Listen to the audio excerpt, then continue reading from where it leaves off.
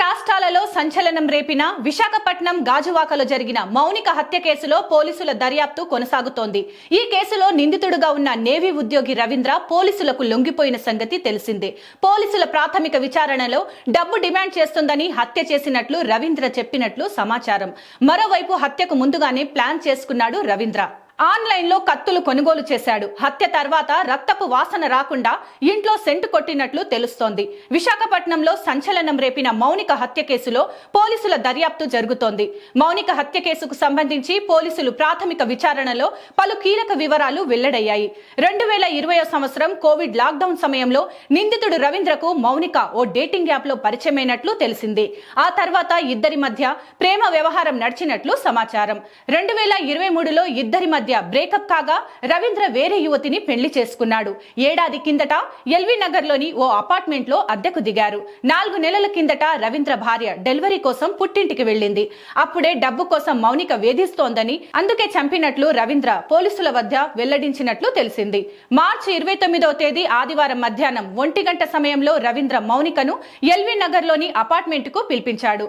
మౌనిక వచ్చిన కాసేపటికే ఇద్దరి మధ్య వాగ్వాదం జరిగింది. ఈ క్రమంలోనే మౌనికను రవీంద్ర కిరాతకంగా హత్య చేశాడు.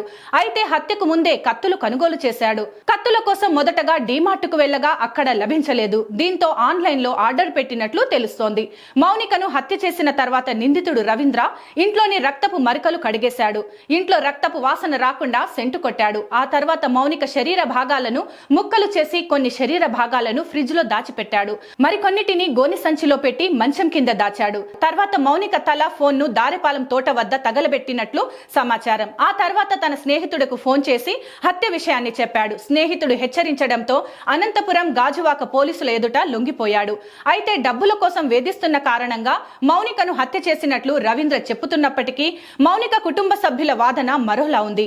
మార్చి 29వ తేదీ ఉదయం 10:30 గంటలకు ఈవెంట్ కోసం బయలుదేరుతున్నట్లు మౌనిక తనతో చెప్పినట్లు ఆమె తండ్రి వేణుగోపాల్ తెలిపారు.